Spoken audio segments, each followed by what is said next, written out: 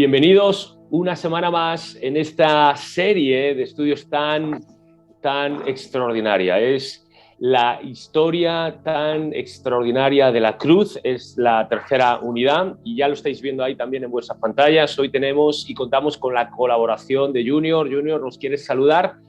Hola a todos, muy buenas. Y continuamos. Hoy es la cruz, 2 puntos bajo la superficie. Haciendo un recuento de lo que ha sido las 2 unidades anteriores. En la primera estuvimos viendo por qué la importancia que el propio Cristo, los propios discípulos y la iglesia primitiva le dieron al hecho de la crucifixión, de la muerte de Jesús en la cruz. En la segunda estuvimos viendo quién mató a Jesús. Y vimos que, en definitiva, fuimos todos, pero que más allá de un asesinato, entendimos también que fue ese acto deliberado, intencional, por parte de Dios como Padre, de entregar a su Hijo, y por parte de Jesús, un acto voluntario, deliberado, de sufrir la cruz al punto de morir en ella. Hoy continuamos, pero antes de introducir este tema, como siempre, por favor, los que nos estáis viendo, deja allí tu comentario, deja tu saludo, dinos desde dónde estás conectado y también, por favor, si no te has suscrito al canal, hazlo, dale también un like a este vídeo, compártelo con tus familiares, amigos, seres queridos, aquellas personas que consideres que es oportuno y les va a bendecir y va a ser bueno para ellos. Habiendo dicho esto, ahora sí, Junior, estoy por lanzarte, ¿vale? La primera pregunta. Bajo la superficie. Porque claro, a nivel superficial, a nivel aparente, la Biblia lo describe, los evangelios incluso, la gente se acercaba y miraba el espectáculo. Y aparentemente es una escena de horror, ¿no? De dolor, de sufrimiento. Pero vemos que para Dios fue tremendamente importante y que Dios la planeó incluso antes de la fundación del mundo. Ya estaba planeado y ya estaba dispuesto por parte de Dios que su Hijo, que Jesús, se encarnara, viniera a este mundo y que terminara dando la vida en la cruz. Así que tiene que haber mucho más.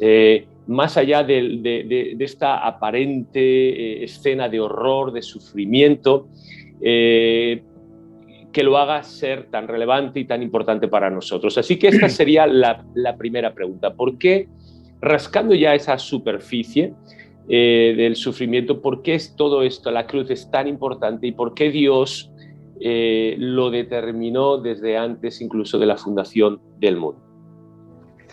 Vale, para que sea una respuesta bastante útil, ¿no? Vamos a encuadrarla con 4 etapas, ¿vale?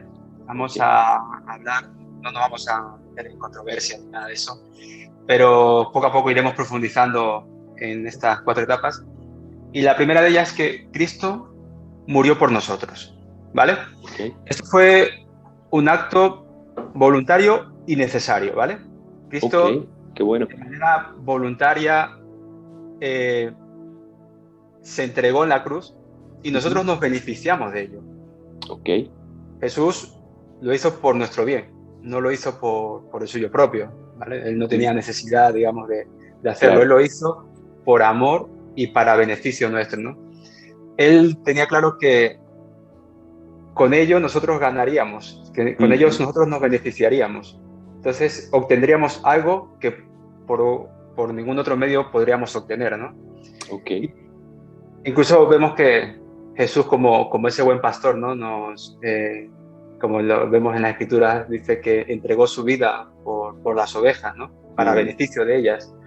Incluso tenemos alguna escena en el aposento alto, cuando reparte el pan y dice, este es mi cuerpo que por vosotros es dado. Y incluso nosotros le podemos dar a esto un carácter mucho más personal, ¿no? Diciendo que Cristo murió por nosotros, ¿no? Pero claro, lo que está claro que Cristo murió por todos. Este sería, digamos, la primera etapa o el primer punto, ¿no? Okay.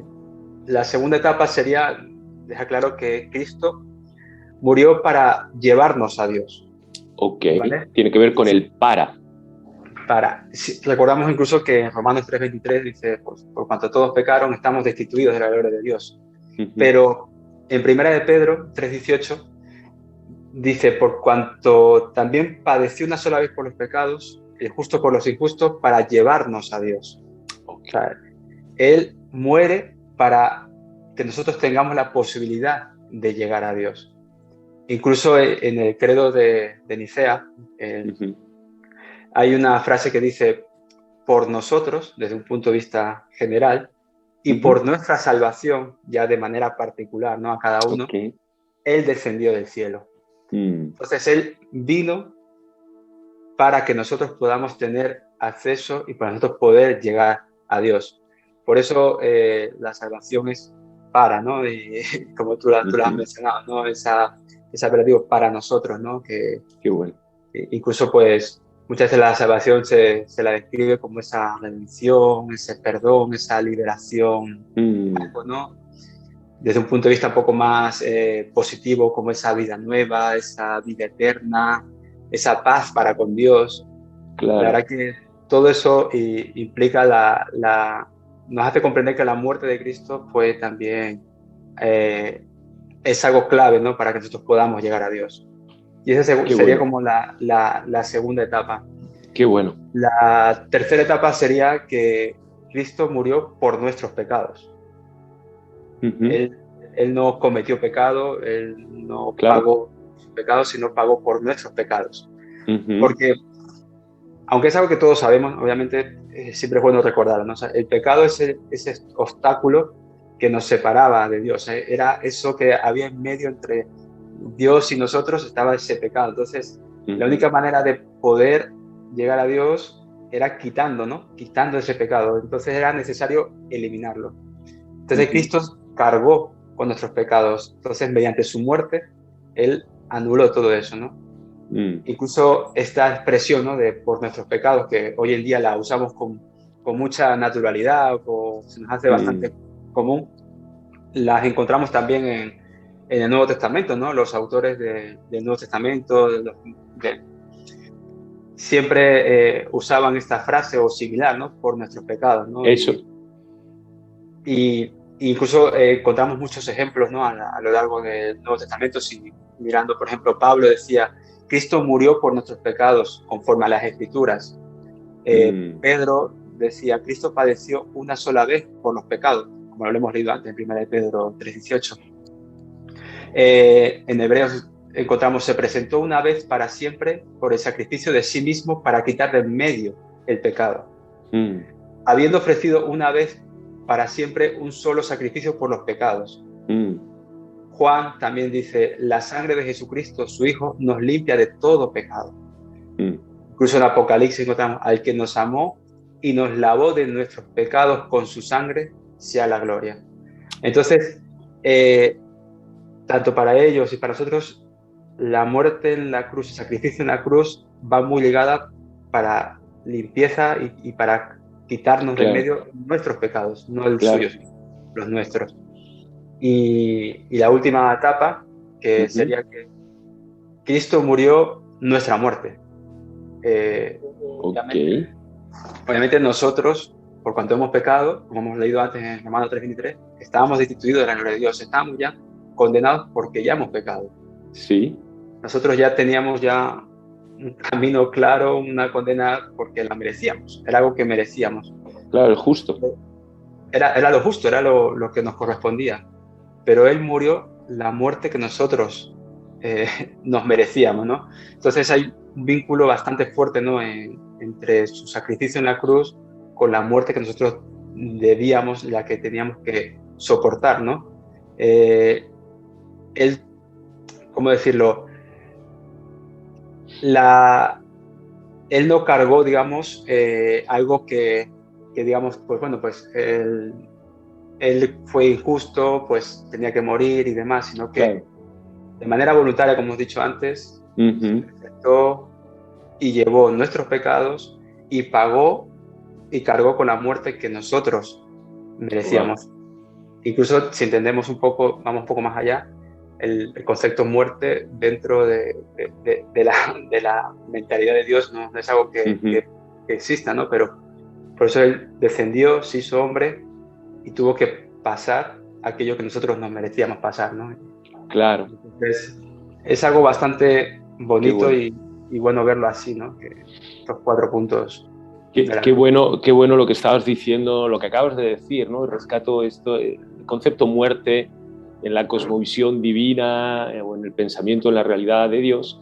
Claro, no tiene nada que ver con dejar de existir, sino tiene que ver con esa separación. Y el hombre, a causa de su pecado, de su rebelión, de su maldad, pues el pecado los separó. Y ahora Cristo pues tiene que, ¿no?, morir por nosotros, sustituirnos ese intercambio, su vida por la nuestra. Bueno, lo has leído tú antes, ¿no? Pedro dice, el justo muriendo por los injustos. Tengo otra pregunta, Junior, ¿eh? Sí. Y quiero rescatar algunas de las cositas que nos has dicho en alguno de estos 4 puntos. Por ahí has dicho, Jesús murió y se ofreció de manera voluntaria, pero necesaria. Pero al mismo tiempo has dicho que Jesús no tenía necesidad, porque en él no había pecado, en él no había maldad, no había pecado en su naturaleza, no había pecado en su carácter, en su personalidad, no había pecado en su conducta, ni de acción ni de omisión. Entonces, él no tenía necesidad de morir por nosotros, pero al mismo tiempo se ofreció de manera voluntaria y necesaria. Entonces, ¿cómo combinamos que tuviera que ser necesario, pero al mismo tiempo que él no tuviera necesidad? ¿No había otra manera? ¿No podría, no sé, haberse librado de la cruz? Esa famosa frase, ¿no?, de esa oración sacerdotal de Juan 17, bueno, que lo expresa también en Lucas, de si es posible, ¿no?, pues que este momento de la cruz pase de mí. Entonces, ¿cómo está ese asunto? ¿De acuerdo? Vale. Es una muy buena pregunta. Vale, sabemos que Jesús se hizo hombre, ¿no? Sí. Se encarnó, pero no, se encarnó con un fin, ¿no? Con una finalidad de encaminarse de manera, que podemos repetir, voluntaria hacia la cruz. Sé que lo decimos así tan normal, pero estamos hablando de que se encaminaba a una muerte, ¿no? Una muerte segura en la cruz. Y Jesús también reafirmaba que a él no le quitaban la vida, o sea, que a él no venía y dice, me quitaron la vida, ¿no? Sino que él la entregaba de manera voluntaria. Que esto ya es un concepto muy diferente, ¿no? No le arrebataron la vida, sino que él la entregó, o sea, él se ofreció como un sacrificio de manera voluntaria, ¿no? De modo que cuando llega el momento de la muerte, Lucas, el evangelista, lo presenta como un acto bastante como determinado, ¿no? Que él Jesús lo tenía claro, ¿no? Incluso dice, Padre, en tus manos encomiendo mi espíritu, ¿sabes? Él se encomendó a las manos del Padre. Por eso esa afirmación, ¿no?, se hace un poco más clara cuando dice Cristo murió por nuestros pecados, ¿no?, que contiene mucho más allá de lo que nos puede parecer o que nos hace una frase ya como tan común, pero tiene mucho más allá. O sea, hay mucho, algo más profundo de lo que quizás nosotros podemos ver de manera superficial, ¿no? David ya nos vuelve a decir, ¿no?, Jesús es un hombre sin pecado, que él no tenía necesidad de morir, claro, pero murió nuestra muerte. O sea, la muerte que nosotros habíamos merecido, que nosotros debíamos haber pagado y pasado, pero él lo hace por la voluntad del Padre y porque él se entregó y él tenía claro su finalidad. O sea, él podía, pero él tenía claro que vino con una finalidad, ¿no? Así que podríamos, gracias por la aclaración, podríamos, corrígeme si me equivoco, podríamos concluir que Cristo obviamente no tenía necesidad de morir, pero que en este acto voluntario hizo lo que era necesario para salvarnos. La voluntad del Padre. Claro, entonces él no tenía necesidad de morir, pero voluntariamente hizo aquello que se necesitaba o aquello que era necesario para podernos rescatar, ¿no?, y podernos llevar, como bien has dicho, al Padre. Bueno, hago un recuento, ¿vale?, de lo que nos has aportado y luego te lanzo la siguiente pregunta. Esto ya sabes, mi labor es acribillar a a vosotros los que estáis del otro lado como profesores y maestros, ¿vale? Pero bueno, hasta la fecha nos quedamos con estas 4 etapas, ¿de acuerdo? Que las resumimos, ¿vale? Y las ponemos en titulares. La primera, y no quiero dejar ninguna de ellas, Cristo murió por nosotros, es decir, de manera, tiene que ver con la persona. En segundo lugar, Cristo lo hizo para darnos algo, en este caso la salvación. En tercer lugar, Cristo murió por nuestros pecados, quitar algo, en este caso el pecado. Y en cuarto lugar, Cristo lo hizo de manera voluntaria y necesaria porque tomó nuestro lugar. No había ninguna otra manera, ¿vale? Este, digamos, es el relato teológico de la cruz, de la historia de la cruz. Pero ahora quiero meterme en otra narrativa, ¿vale, Junior? Y ahí te va. Quiero dejar un poquito la narrativa teológica, que lo acabamos de ver, pero quiero meterme en la narrativa de los hechos, ¿vale? ¿Por qué digo esto? Porque hay corrientes de corte liberal que dicen que toda esta interpretación teológica de la cruz, de lo que nos acabas de exponer, esto es un invento de los discípulos, especialmente de Pablo, que la teología y el pensamiento de Pablo no tienen nada que ver con la teología o el pensamiento de Cristo Jesús o de los evangelios, ¿de acuerdo? Y que de alguna manera Pablo pervirtió, desvirtuó, cambió y torció. Así que vamos ahora a la narrativa de los hechos. Lo que nos acabas de decir tiene un respaldo en los evangelios y más, y te voy a apretar ahí más las tuercas, ¿vale? Tiene un respaldo en las enseñanzas y en las vivencias de Jesús, ¿de acuerdo? O como dicen esta corriente de corte liberal, esto es un añadido y un invento posterior de los discípulos apóstoles, especialmente de Pablo. ¿Tenemos respaldo en los evangelios, en las enseñanzas y en las vivencias de Jesús? ¿Sí o no? Mi respuesta es sí. Y vamos a fundamentarla, ¿no? O sea, no solo vamos a decir sí porque sí, pero sino que vamos a fundamentarla con las escrituras, ¿vale? Cuando leemos los evangelios, sí, por así decirlo, tenemos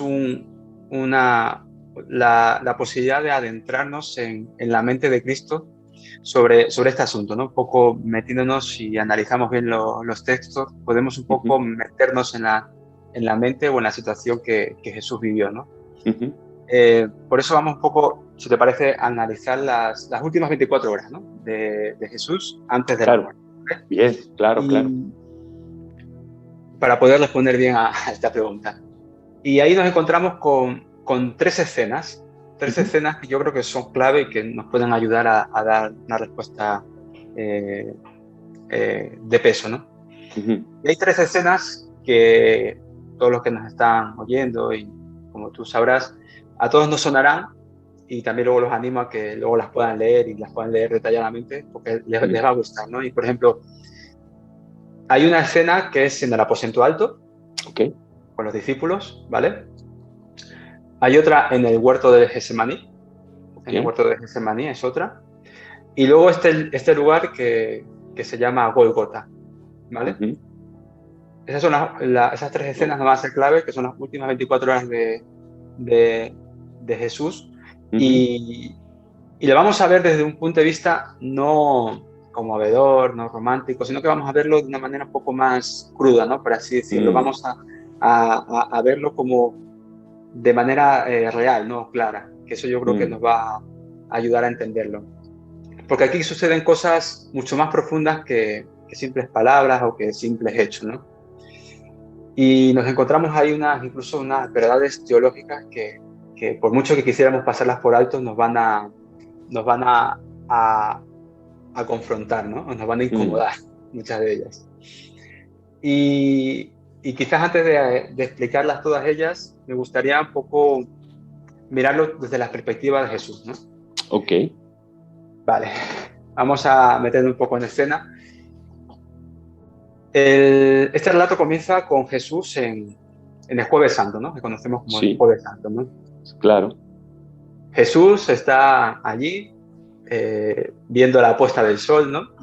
Por última vez. Claro. porque él sabe que al día siguiente, a esa misma hora, ya no va a estar vivo, ya va a estar muerto, ¿no? Pero sabe que 15 horas más tarde él estaría colgado. Estaría clavado en la cruz. Y nosotros lo vemos así, pero pongámonos un poco en la piel de Jesús. O sea, él sabe que va a morir. Él sabe que dentro de 15 horas va a estar clavado en una cruz, que dentro de 24 horas va a estar muerto y metido en una cueva. Pero él no lo ve como un fin. Como decir, bueno, ahí hago eso y se acabó todo. Sino que es su misión, es por lo que él vino. Él lo ve como algo mucho más allá, ¿no? O sea, que eso que va a suceder no es el fin de todo, no se ha acabado, sino que hay mucho más allá. Y es parte de su misión, es parte por lo que él vino, ¿no? Claro. Para que nos hagamos una idea, Jesús, calculamos que tendría unos 30, 35 años. Era un hombre relativamente joven. Claro. Creo que cualquier persona a esa edad no está pensando de que se va a acabar su vida al siguiente día.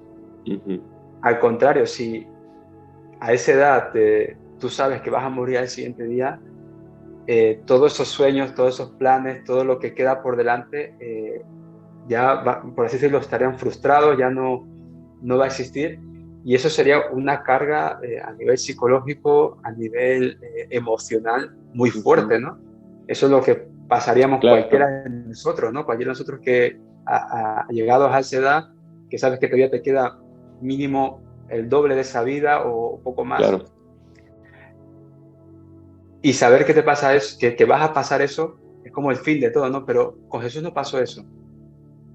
Lo sorprendente es que él tenía claro su misión, tenía claro a lo que vino. Y él no consideraba que la muerte que iba a experimentar poco después, ¿no?, sería un fin a su misión, sino que era necesario para cumplir su misión. Wow. Que esa es la clave. O sea, wow. Esa muerte en la cruz era necesario para cumplir su misión. Incluso segundo antes de morir, ¿qué es lo que dice? Consumado es. ¿Sí? Sí. Y sí, es verdad que se trataba ya, digamos, de su última noche, aunque le quedaban unas horas de vida. Jesús no miraba atrás, ¿no? Como diciendo, ya la misión se ha acabado, se ha completado, o ha fracasado, ¿no? Sino que él miraba más adelante, sabiendo lo que va a venir, sabiendo lo que esto va a repercutir, ¿no? Que era parte, y vuelvo a repetir un poco, como de su misión a de lo que él vino, ¿no? Claro. Entonces yo creo que nos ayuda un poco a ver que el corazón y el amor con que Jesús lo hizo, a pesar de que la situación no era nada fácil para nadie. Wow, resalto eso, el amor y el corazón con que Jesús afrontó la cruz y el entendimiento que también tenía, que nos has aclarado, de que no era el final, sino que era el medio, y el medio para conseguir estos 4 puntos anteriores que nos has estado explicando, ¿no? Y me gustaría ahora retomar entonces la narrativa de estos hechos que respaldan este entendimiento que tenemos de la cruz, ¿no? Nos has citado 3 momentos en las últimas 24 horas de Jesús antes de la crucifixión, así que si quieres, pues comenzamos por la primera de ellas, que si mal no recuerdo, tiene que ver con ese momento con sus discípulos en el aposento alto, lo que comúnmente conocemos como la última cena, ¿verdad? Sí, es verdad que no hemos explicado, pero sí que creía que era necesario meternos un poco en la piel un poco de Jesús para entender, ¿no?, la situación. Claro. Entonces, ahora, como hemos dicho, teníamos la última cena, ¿no?, en el aposento alto, ¿no? ¿Vale? Jesús estaba pasando su última noche en la tierra, en un lugar apartado, tranquilo, con sus apóstoles, ¿no? Era la fiesta de los panes sin levadura, que era una fiesta típica de de los judíos. Y bueno, se reúnen en esta cena pascual en casa de un amigo, y que los evangelistas lo describen como un lugar alto, ¿no? Que llaman el gran aposento, que ya estaba dispuesto, por eso decimos el aposento alto. Pero bueno, un poco para meternos en lo que serían los usos y costumbres, ¿no? de la época, pues era una mesa bajita, con cojines, ahí todos sentados.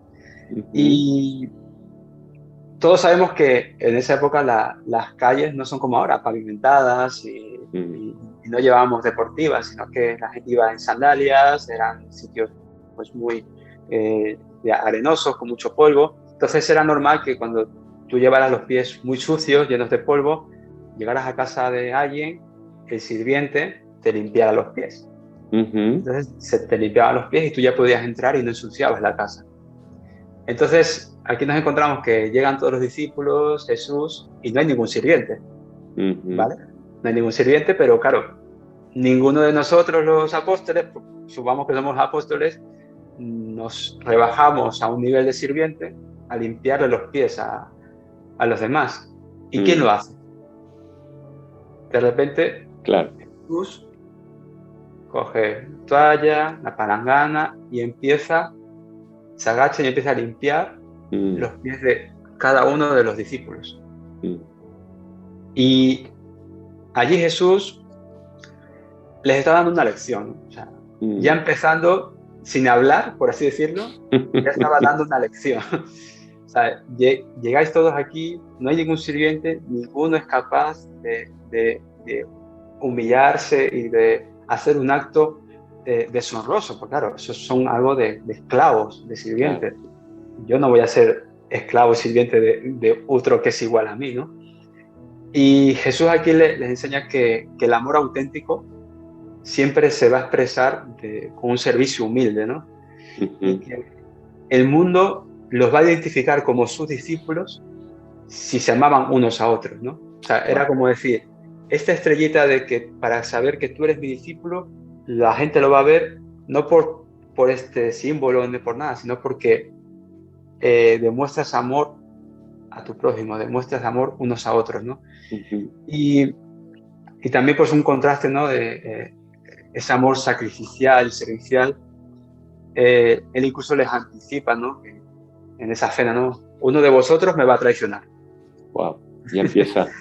Sí, o sea, es una cena que tiene muchas enseñanzas, ¿no? Empezamos con lavando los pies, estás allí y le dice, mira, de los que estamos aquí, uno me va a traicionar.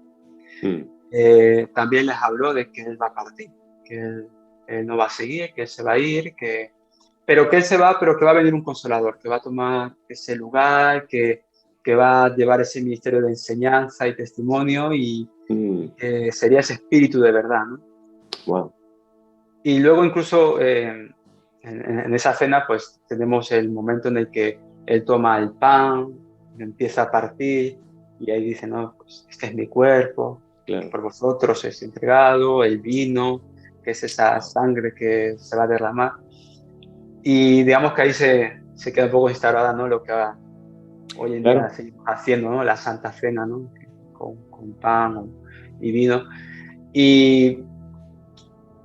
Y aparte de todo esto que hemos dicho, también podemos sacar 3 lecciones clave, ¿no? Con esta cena, ¿no?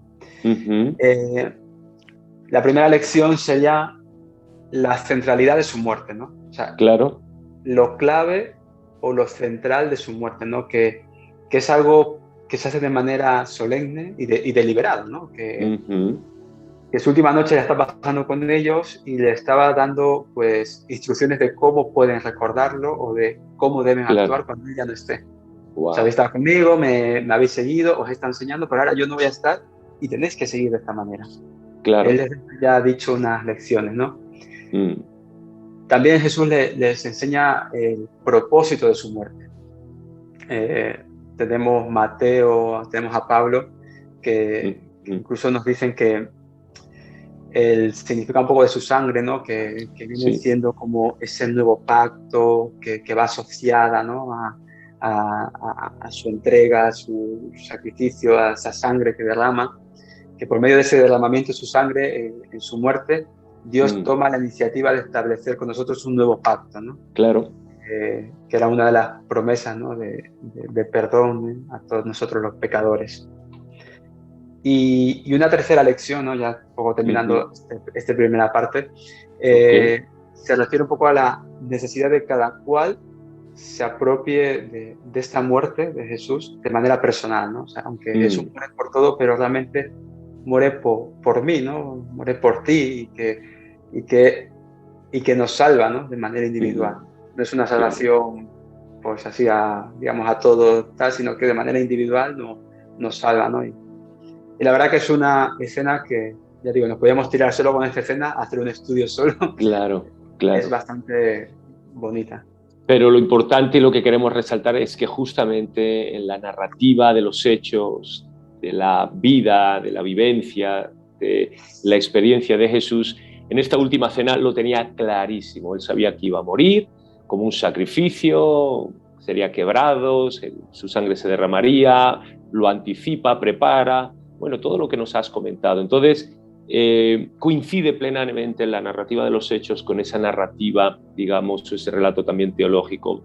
El segundo, y si mal no recuerdo, que nos decías, tiene que ver con otro lugar, con un huerto, en este caso con ese Monte de los Olivos y concretamente ese jardín o ese huerto llamado Getsemaní, ¿no? De esa Getsemaní que significa lugar de las aceitunas, de las olivas prensadas, machacadas y demás. Bueno, ¿qué ocurre allí?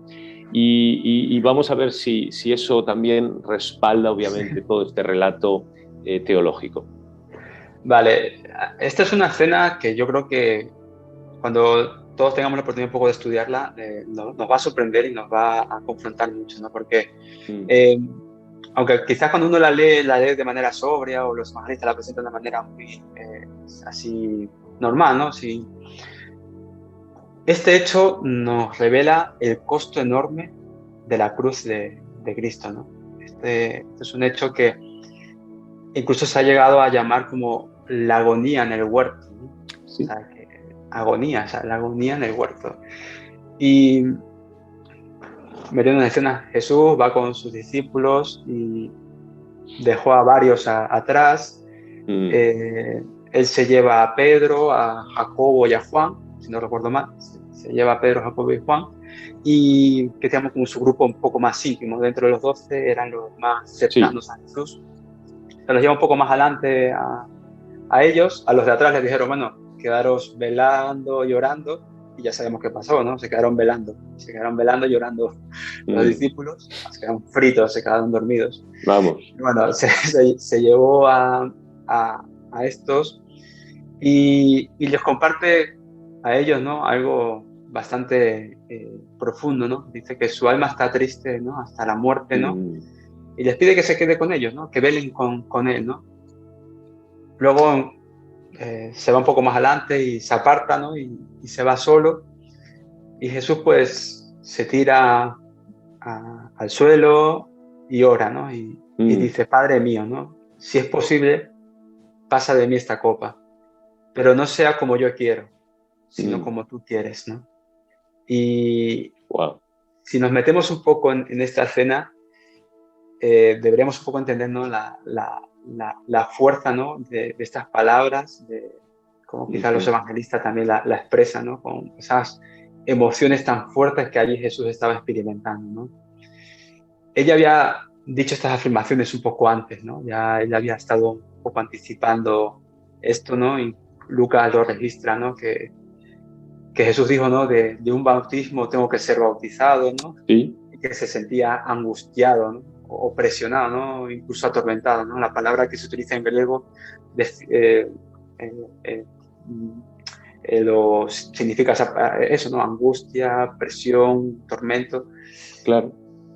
Todo eso hasta que se cumpliera, ¿no? Lo que él estaba pasando. Juan nos dice que Jesús expresó que su alma estaba turbada, agitada, ¿no? También la palabra en griego significa eso. De tal modo que hasta se preguntaba si debía pedirle a su padre, ¿no? Que los salvara de esa hora, ¿no? De ese momento que él sabía que iba a llegar y que iba a pasar, ¿no? Entonces todo esto nos anticipaba a este momento de agonía, a este momento en el Getsemaní, ¿no? La agonía en el huerto pues abre a una ventana, ¿no?, más grande, que es la agonía que iba a vivir en la cruz, ¿no? La agonía, esa agonía tan claro, grande, ¿no?, en la cruz, ¿no?, que es cargar con el peso del pecado de la humanidad, o sea, de todos, y cargar con la ira de Dios, wow, que él sabía que iba a caer, ¿no?, de manera terrible, ¿no? Y lo sabía de manera anticipada, no era algo que dice, bueno, a ver qué pasa en la cosa. Él sabía lo que iba a pasar. claro, Pero, ¿sabes? A pesar de eso, él continúa, él tiene claro su misión y él sigue, ¿no? Que hay que ver que, aunque él lo tenía claro, no fue un camino de rosa. O sea, él claro. bien pasó, ¿no?, sufrió esa agonía, ¿no? Y por eso es una escena, yo creo que bastante bonita y bastante fuerte, ¿no?, de analizar. Claro, No, bueno, perdón. no, sí, sí. No, y aquí vemos, iba a decir, ¿no? Y aquí vemos, eh, rescatando este versículo que citabas antes de, si es posible pase de mí esta copa, pero no se haga mi voluntad sino la tuya, vemos lo voluntario y lo necesario de la muerte de Jesús, ¿no? Que respalda muy bien todas estas enseñanzas que hemos sacado de la Biblia y que anticipaba este sufrimiento. Esto eran estos primeros, digamos, dolores de parto, estos anticipos, las arras, por así decirlo, de lo que habría de suceder físicamente. Claro, y esto ya nos lleva al tercer punto, porque si esto es lo que Jesús vivió de manera anticipada y todavía no se estaba cumpliendo físicamente, o sea, Jesús lo estaba sufriendo en un plano más psicológico, Psicológico, emocional, claro. espiritual, pero esto ya nos sitúa en ese monte, en el monte del Calvario, ¿no? El Gólgota. Entonces, ahí que nos puedes también decir, como tú estás, que me está encantando, ¿no? Adentrándonos y situándonos en esa escena, ¿no? Sí, hemos pasado la escena de la cena, su última cena con los discípulos, con ellos ese tiempo de oración y de velar, ¿no?, antes de ser entregado. Y ahora nos vamos, ya pegamos otro salto un poco, ya cuando ya Jesús ya es condenado a muerte por crucifixión, ¿no? O sea, era algo, no fue algo novedoso, sino que ya se condenaba por crucifixión a los bandidos, a los ladrones, y a Jesús pues también se lo condena de esa manera, ¿no? Y aquí se cumple lo de este pasaje que nos gusta mucho y lo repetimos mucho, que es Isaías 53:7, ¿no? Y Sí. como cordero fue llevado al matadero y como oveja delante de sus trasquiladores, enmudeció y no abrió su boca. Y en esta escena ya Jesús está llevando su propia cruz, de manera literal, ¿no? A veces decimos, ya cada uno carga su propia cruz, pero esto de manera literal, él estaba llevando su propia cruz donde, o sea, llevaba donde iba a ser clavado, ¿no? O sea, es como uno dice, cavar tu propia tumba, ¿no? Pues él llevaba su propia Cruz. cruz, ¿no? Literalmente. Y bueno, la lleva hasta que Simón de Cirene pues es obligado a que le ayude a llevarlo. Estaba destrozado de los golpes, de todo, no podía llevarla. Y lo va llevando en ese camino que era llamado la Vía Dolorosa, era el camino que todo llevaba hacia las afueras de la ciudad, ese sitio que se llama Gólgota, que traducido es como el lugar de la calavera, lugar de muerte. Sí. O sea, y allí lo crucificaron, así lo relatan los evangelistas. Y en esta situación, pues tenemos a los gobernantes, a todos aquellos burlándose, diciendo cosas de manera muy irónica, ¿no? De manera muy burlona. Dice, mira, a otros salvó y así mismo no se puede salvar. Y aunque ellos lo decían con un insulto, con una burla, en parte tenía verdad, ¿no? ¿Sabes? Él salvó a otros y no se está salvando a sí mismo, ¿no? Claro, es verdad. Claro, sabemos por qué lo hizo, ¿no? Sabemos que Jesús no podía salvarse a sí mismo y salvar a otros. Aquí, por así decirlo, de manera simultánea. Por eso él eligió sacrificarse a sí mismo para salvar el mundo. Wow. Esto es, la verdad que se me pone un poco Los los pelos. pelos de punta. Y la gente, pues, ya que ha chismoseado todo, que ya su curiosidad ha sido saciada, se va alejando, lo vemos ya a él ahí clavado, agonizando, y llega a esta oscuridad, ¿no? que nos relata, ¿no? Esta oscuridad que no se ve nada, ese silencio atroz, ¿no? Y es cuando él ya da su último aliento, ¿no? Y dice, ¿no? Lo de consumado es, Wow. y ahí es cuando no termina, sino que, digamos, empieza, ¿no? Su misión, o empieza parte de lo necesario, ¿no? Que era Claro. su sacrificio, ¿no? Por lo que él vino, por lo que él descendió, por lo que él se encarnó. Y por eso yo creo que es algo bastante clave y bonito entender, ¿no? Estas 3 escenas para comprender un poco el sacrificio de la cruz y lo que ello conlleva, ¿no? Claro. Y qué bonito eso, ¿no? Consumado es, ¿no? El precio que se tenía que pagar por la libertad de un reo, de un criminal, de alguien que está en prisión por causa de sus delitos y crímenes, ha sido pagado, ¿no? Por Jesús.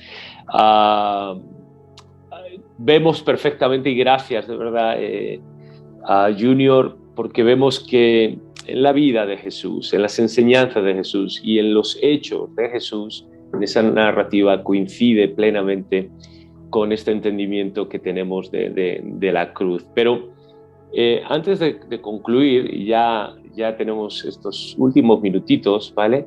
Pero antes de concluir, Junior, en todas estas temas, ¿vale? O programas que estamos grabando, siempre queremos concluir de una manera práctica. ¿Cómo podemos aterrizar todo esto en nuestro diario vivir? ¿De acuerdo? Entonces, ¿qué recomendaciones nos podrías dar y podríamos sacar para aterrizarlo, ¿no? Y aplicarlo de una manera muy práctica en nuestro día a día? Vale, con el tema de la cruz podemos destacar de 3 verdades, ¿no? Una verdad acerca de nosotros mismos, una verdad acerca de Dios y una verdad acerca de Jesucristo, ¿no? Y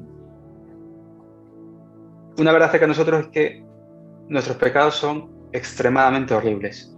Sí. Y eso queda revelado en la cruz. Es decir, la cruz nos revela la gravedad de nuestros pecados, ¿no? O sea, esos pecados llegan a ser perdonados o llegan a ser anulados hasta ese punto, ¿no? Una agonía, un sufrimiento en la cruz.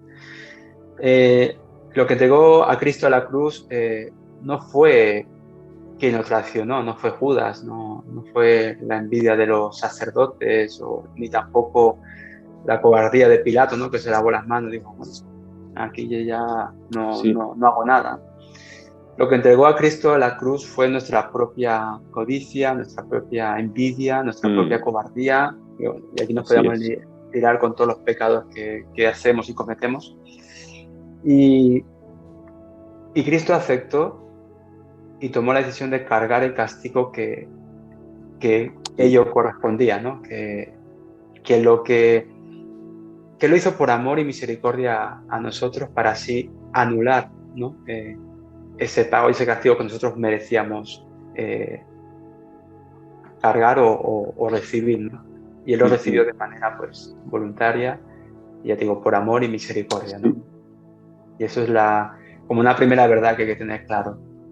La segunda verdad es que nos muestra, pues, la cruz nos muestra una verdad clave acerca de Dios, ¿no? Que es su amor maravilloso, ese amor que va mucho más allá de lo que nosotros podamos comprender, ¿no? Sí. De manera justa, por así decirlo, de manera justa, Dios podría habernos abandonado nuestra suerte, haber dicho, pues bueno, pues al fin y al cabo ellos han cavado su tumba, ellos van a cosechar el mal que han sembrado, saben que sus pecados conllevan un castigo, conllevan una muerte, ¿no? Y que realmente es lo que nos merecíamos, ¿no? Y ese plan, y Dios habría sido justo, o sea, Dios no habría sido malo, era Claro. lo que nos tocaba pasar. Claro. Pero gracias que Él no actúa así, gracias que Dios no es como nosotros y Él no lo hizo de esa manera, ¿no? Sino que Dios nos ama y nos vino a buscar en la persona de Cristo, ¿no? O sea, Cristo en la cruz, volvemos un poco a repetir, llevó nuestros pecados, llevó nuestra culpa, llevó nuestro juicio, nuestra muerte, y solo un corazón de hielo, de piedra, no podría ver ese gran amor que hay en Dios, ¿no? O sea, Eso es. que es mucho más que amor, es gracia. Sabemos que gracias es un amor inmerecido, ¿no? Un amor que no Claro. merecemos. Claro. Y vemos que nosotros no solo somos amados, sino que somos amados aún sin merecerlo, ¿no?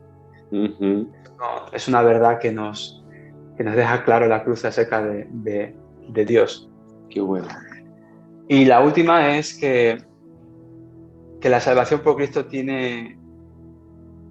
es un regalo que es gratuito, ¿no? Que es gratis, ¿no? Sí.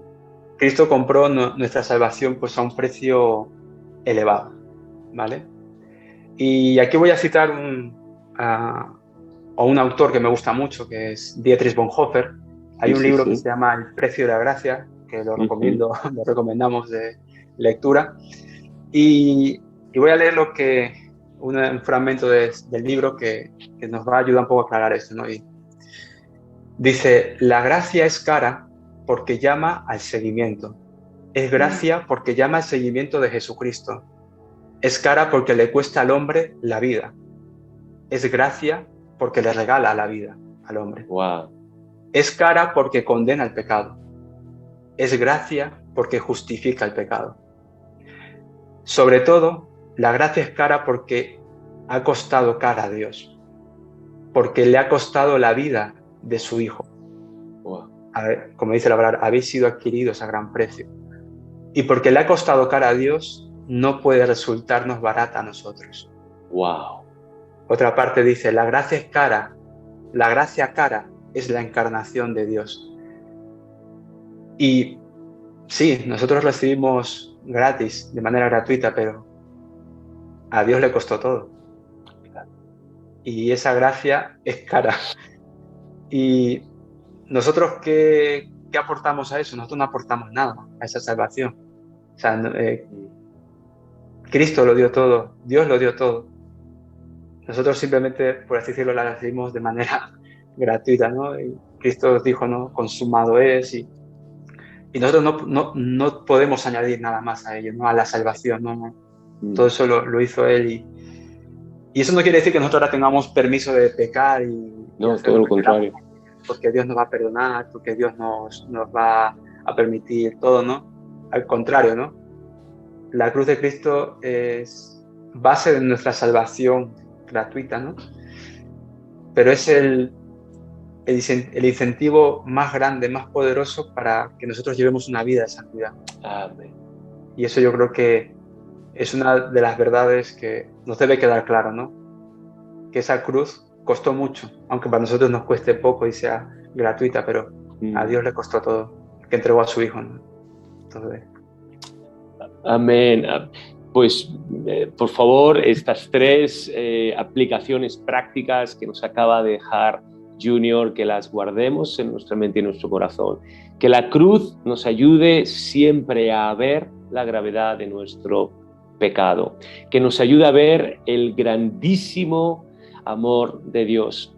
Que nos ayude a ver, en tercer lugar, el precio tan alto que Dios pagó, que Cristo pagó por nosotros, y que esto nos lleve a tener una vida comprometida y entregada, consagrada a Dios. Pues a todos los que nos estáis siguiendo, hemos llegado al final de este programa. Como siempre, Junior, gracias por haber estado aquí, por haber sufrido toda la batería y de preguntas que te he lanzado. Y a los que nos estáis siguiendo, antes de despedirte, por favor, deja tus comentarios, deja tu parecer, deja tus opiniones, tus preguntas, y con todo gusto las podremos también contestar. Os emplazamos como siempre a la próxima semana, próximo miércoles, seguiremos ahondando en la cruz, en ese intercambio, su vida por la nuestra, como Él tomó nuestro lugar y nos sustituyó. Dicho esto, Iglesia, familia roquera y a todos los que nos seguís, os amamos, seguimos unidos, seguimos conectados. Nos vemos la semana que viene. Que el Señor os bendiga. Bye. Bendiciones.